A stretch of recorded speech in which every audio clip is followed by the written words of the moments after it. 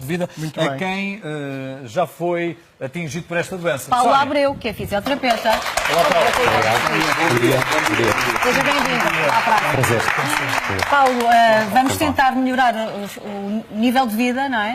Destes doentes, a qualidade de vida. Isso é fundamental. Destes doentes, com uma ajuda extra em termos de oxigenação. Eu diria, bem, o oxigênio poderá ser para os doentes mais graves e importantes, mas, obviamente, como o doutor referiu, os doentes têm uma obstrução, têm dificuldade em introduzir o ar e, portanto, nós temos que facilitar. A medicação é um aspecto muito importante para facilitar isso. E imaginem que um doente, quando tem obstrução, é como se estivesse a respirar por uma palhinha e, portanto, tem que fazer um esforço enorme. Exatamente. O que nós queremos é adicionar palhinhas e, provavelmente, aumentando o calibre e, portanto, o doente vai respirar melhor. E, para isso, ele precisa de tirar as secreções, o excesso de secreções que tem, e isso tem que aprender sozinho. Estamos a falar de doentes crónicos e têm que aprender a fazer isso sozinhos para poderem gerir a sua vida.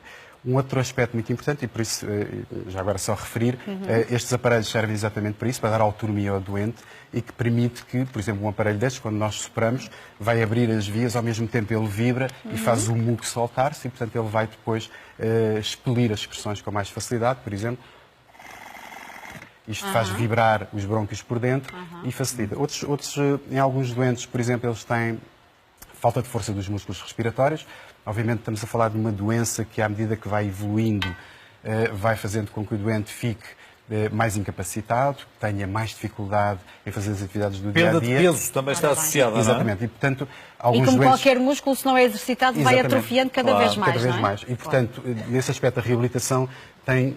Nós costumamos dizer 3 pilares essenciais. É preciso avaliar muito bem o doente para saber quais são as necessidades. E muitas vezes eles têm problemas físicos dos músculos, atrofiam os músculos, têm problemas ao nível nutricional, ou têm excesso de peso, porque ficam sedentários, ou às vezes, porque têm uma respiração muito trabalhosa, emagrecem muito facilmente, têm perda de apetite. Alguns ficam deprimidos, ansiosos, porque ficam isolados, porque não podem fazer as suas atividades do dia a dia.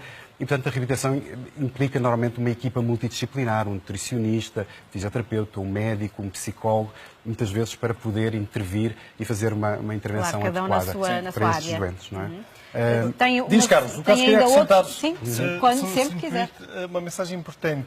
O primeiro passo do tratamento, sobretudo na pessoa que tem a DPOC associada ao tabaco, é deixar de fumar. Pois. É bom lembrar. Claro. Há um outro agente agressor muito comum em Portugal, na nossa realidade nacional, é a exposição ao fumo das lareiras. É uma causa importante de DPOC. Uma pessoa que começa a ter DPOC deve evitar essa exposição. Depois, realmente, também a poluição também terá algum contributo, mas não é tão importante quanto estes dois exemplos, não é? Profissional, claro. Em certas profissões corre-se esse risco, não é? Hoje em dia, felizmente, já se tem muito mais cuidado com essa exposição aos pós nas fábricas. Nas minas. E nas minas também. Por exemplo.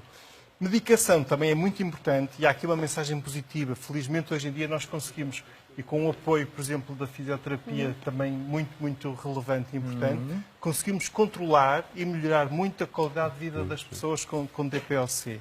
A inflamação, por exemplo, os medicamentos desinflamam a parede dos brônquios, ajudam a dilatar os brônquios para o ar passar melhor e realmente aqui um bom controlo é importante.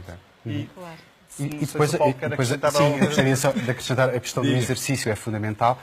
E, portanto, os doentes têm vários níveis de complexidade. Temos doentes ligeiros e doentes mais graves. O exercício é bom em todos eles. Para os doentes mais ligeiros, nós dizemos mantenham-se ativos, façam exercício e, portanto, passeiem o cão, Normalmente costumamos dizer, a Organização Mundial de Saúde sugere que as pessoas andem pelo menos mais do que 7.500 passos para deixarem de ser sedentários. 10.000 será o objetivo. A utilização de um pedómetro. Exatamente, 30 minutos em termos gerais, meia hora por dia. Mais ou menos. E, portanto, depois há doentes em que precisam de fazer exercício de uma forma estruturada. E aí os profissionais competentes são muito importantes, não é? Para dar indicações precisas, porque o exercício tem riscos. E, portanto, se as pessoas não fizerem o exercício como deve ser, há riscos também. E depois a terceira componente que é muito importante, que é a educação. O doente tem que conhecer a doença, tem que envolver os familiares, para que, de alguma forma, ganhe capacitação para gerir a sua própria doença, para evitar aquilo que muitas vezes são as agudizações, as chamadas exacerbações, e que levam o doente depois às consultas, à urgência hospitalar e serem internados. E isso faz com que os doentes percam rapidamente qualidade de vida. Portanto, esse é um aspecto muito importante. E, portanto, a reabilitação respiratória é fundamental para os doentes que têm sintomas, que têm limitações da atividade do dia-a-dia, e isso faz com que eles melhorem a qualidade de vida, a sua capacidade para o exercício, e também poupa dinheiro ao Estado. E por isso não tem havido um grande investimento nesta área e é preciso, obviamente, que haja maior investimento.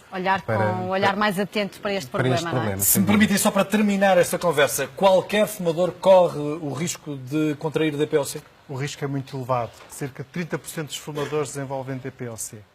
Carlos, bom fim de semana. Muito obrigado. Obrigada, Paulo. Muito obrigado. Meu amigo. Muito obrigada. Muito obrigado. Sónia, vem por aqui, por favor. Obrigada. Porque hoje... O Dr. Carlos Martins, que ainda está em rescaldo de aniversário. É verdade, fez anos há pouco tempo. Há relativamente pouco tempo, sim. Ias dizer? Ia dizer-te, Sónia, que hoje já tarde agora nós. Nós temos estado a falar nos conteúdos da praça, mas também gostávamos de saber o que é que vocês, Tânia e Zé Pedro, hoje propõem para a tarde da RTP. Somos todos ouvidos. Bom dia, Sónia. Muito bons dias, Jorge. Hoje, no Agora Nós, vamos dar a conhecer a história de André Borralho, um jovem que decidiu mudar de vida depois de ter atingido, imaginem, os 104 quilos. 104, ouviram bem. A mudança foi de tal forma que o André abriu um negócio de fazer água na boca. Agora vocês querem saber do que falamos, mas nós não vamos dizer. Não vamos. Só mais logo no Agora Nós. Água na boca? Petiscos, mas saudáveis. Sim. Ficamos ótimos, super satisfeitos, mas não fazem mal à saúde. E a seguir a Beirais. Até logo e bom trabalho para vocês. Eu vou comer. Porque é uma coisinha assim pequena. Bumba, vai buscar. É mesmo assim, pronto. Beijinhos e nós também é assim. E sabes o que é que fazemos hoje?